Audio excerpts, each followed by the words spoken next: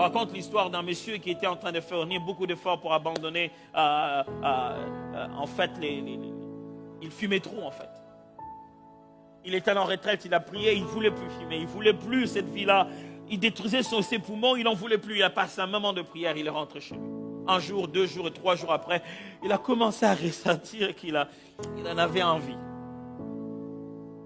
Ce n'est pas parce que vous avez abandonné que le cycle de votre comportement, au moment où vous le faisiez, n'en aura pas envie. Parce que vous êtes habitué à quelque chose. Le fait d'en avoir envie ne signifie pas que vous êtes tombé. La tentation n'est pas une chute. Et le diable te fera toujours croire que parce qu'il t'a tenté, c'est que tu es déjà tombé. Il dit non, si tu penses à ça encore, c'est que tu n'as pas changé. Faux. Si je pense à ça, c'est que je suis en train de faire une réaction de toute personne qui a subi une addiction. C'est à ce moment même que généralement je le faisais. Et c'est à ce moment-là que je dois renouveler mon engagement. Quand j'y pense encore, c'est à ce moment-là que se joue encore le match. Je dois affirmer que la victoire est certaine.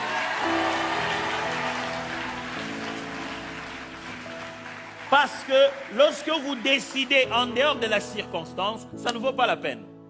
Votre véritable décision tient lorsque les conditions vont se remettre comme d'habitude et que vous continuez à garder votre position. Quelque temps après, il a commencé à en avoir envie et il fait une belle prière de tout chrétien naïf, malheureusement. Il dit, Seigneur, je te prie. Seigneur, si tu ne veux pas que je tombe, que quand j'irai à la supérette au coin de la rue, qu'on ne vende pas des cigarettes. Il est allé au coin de la rue, vous savez, nous, au coin de la rue, il se vend beaucoup de choses. Il y a de boutiques portatives qu'on appelle des ligablos. Une longue histoire. Donc le gars, il vend tout là-bas, mais sauf que le jour où tu viens en demander, il n'en a pas. Donc tu demandes quelque chose. Est-ce que tu avais... Ah, ça, j'en ai pas. En fait, il n'en a jamais eu. Et donc il arrive au coin, il voit le jeune homme qui est encore en train de finir les derniers mouvements pour s'en aller. Il prie encore dans son cœur, Seigneur, garde-moi. Si tu ne veux pas que je le fasse, il a cité la marque de sa cigarette préférée. Il a dit que cette marque-là, il n'y en ait pas. Dès qu'il arrive, il pose la question au monsieur. Est-ce que tu as telle marque? Il dit, oh, il m'en reste qu'une. Et puis il fait encore une autre prière, Seigneur. Garde ton serviteur, je viens de la prière, Dieu.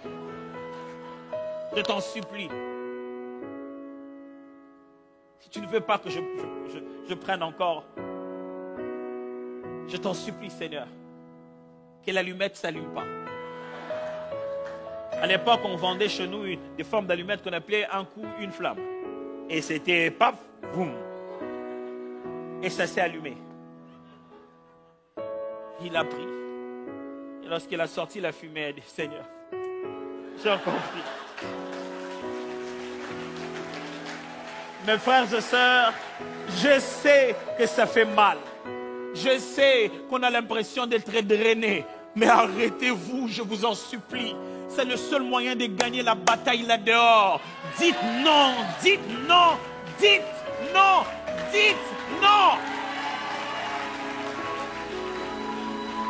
Je sais qu'il les montre à la télé. Je sais qu'il les montre sur Internet. Je sais que tu sais où le trouver sur Internet. La connexion marchera toujours. Ou si Seigneur ne veut pas, quand je vais cliquer, ça ne va pas charger. La connexion marchera toujours. Mais toi, ne marche pas dans ces choses.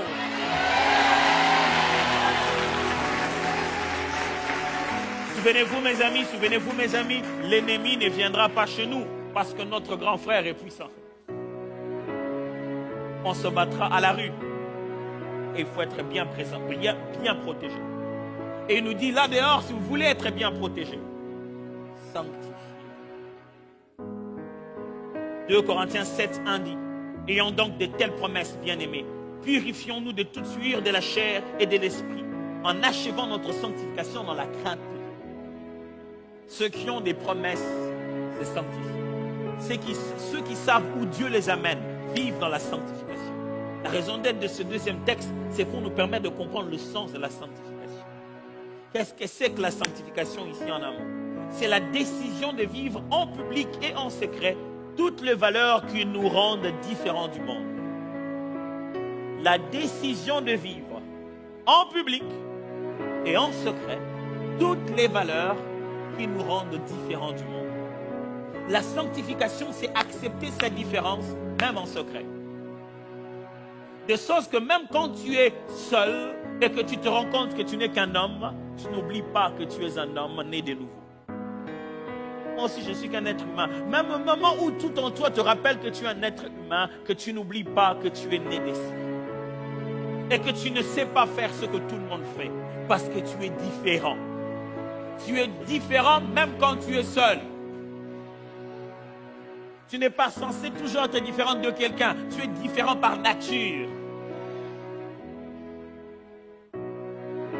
C'est une décision. Ça ne nous arrive pas comme ça. Oh, je sens la sanctification. Pasteur, impose-moi les mains pour que j'aie ta grâce de sanctification. Il n'y a pas de grâce de sanctification, mes amis. Et il n'y a que de la souffrance.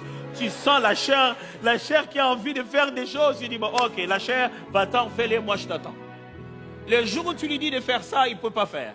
C'est là que tu te rends compte que c'est toi qui dirige en réalité. Il te faut une décision, pas une retraite.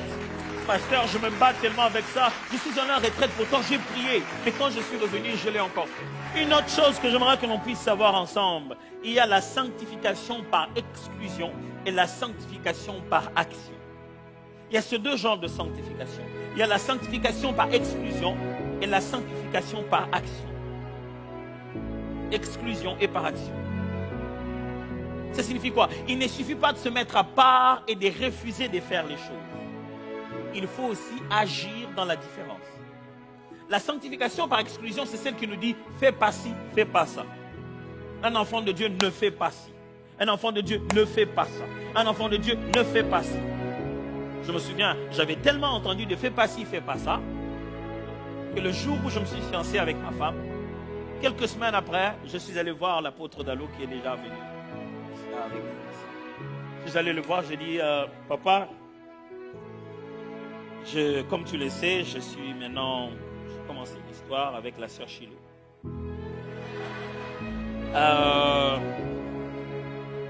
Je sais tout ce qu'il ne faut pas faire. Et je ne sais pas ce qu'il faut faire. Elle dit que pendant qu'on est fiancés, on fait quoi? Et les fiançailles se sont transformées en un jeu plein d'esquives, vous voyez? On va vivre une année à... Oh non, mais tu vois, c'est... Mes amis, la sanctification n'est pas faite que de ça. Dieu ne vous demande pas seulement de sortir du milieu d'eux, il vous demande de venir au milieu de ceux qui vous ressemblent. C'est ce qu'on appelle la sanctification par action. On ne craint pas seulement Dieu parce qu'on refuse de faire des choses, on craint Dieu parce qu'on se met à faire ce qu'il a ordonné. La sanctification, ce n'est pas seulement la désobéissance à la chair, mais c'est aussi l'obéissance à Dieu. Frères et sœurs, est-ce que vous craignez Dieu? Oui. Je ne veux pas savoir qu'est-ce que vous ne faites pas comme péché. Je veux savoir qu'est-ce que vous obéissez comme parole. Parce que certaines des choses que vous ne faites pas par peur de péché, d'autres le font par éducation. Même certains le font par prescription médicale. Donc ils font quoi? Ils craignent Dieu. Écoutez bien ça. Tout changement de comportement n'est pas de la sanctification. Je répète, tout changement de comportement n'est pas de la sanctification. Vous voyez un grand coureur de jupons qui se calme. Il a peut-être vu son médecin qui lui a dit des choses qui l'ont calmé.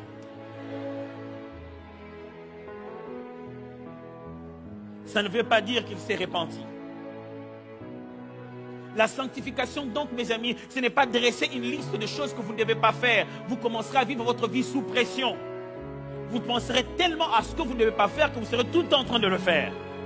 C'est pourquoi Paul est clair, il dit, ne vous laissez pas conquérir par le mal, remplacez le mal par le bien. Il utilise le même verbe en réalité. Il dit, ne vous laissez pas envahir par le mal, envahissez plutôt le mal par le bien. Il faut une substitution. Il ne suffit pas de refuser une chose, il faut adopter une autre. Écoutez-moi, un enfant de Dieu, ce n'est pas celui qui a abandonné le chemin du diable. Non, c'est celui qui a suivi le chemin de Jésus. N'abandonnez pas seulement le chemin du diable, suivez le chemin de Christ. La sanctification devient légaliste lorsqu'elle est seulement une liste de choses à ne pas faire. Elle doit aussi inclure les choses à faire. Mes frères, vous craignez Dieu, vous vivez dans la sanctification, vous faites quoi? Pasteur, je prie chaque matin, je lis ma Bible. Oh, c'est tout. Comment votre liste de choses à faire est si minime par rapport à votre longue liste de choses à ne pas faire? Est-ce que vous ne comprenez pas la foi chrétienne? Vous pensez que la foi chrétienne est une religion des restrictions. Fais pas ci, fais pas ça, fais pas ci, fais pas ça, fais pas ci, fais pas ça. Vous pensez que Dieu, c'est pas comme un oncle chez qui on est allé vous déposer. Il dit, bon, moi, je peux avoir des problèmes. Alors, chez moi, on revient à telle heure, on fait plein. Franchement, si vous ne savez même pas comment vivre votre sanctification activement, vous devez vous questionner. Mais là n'est pas le jour pour vous apprendre ça.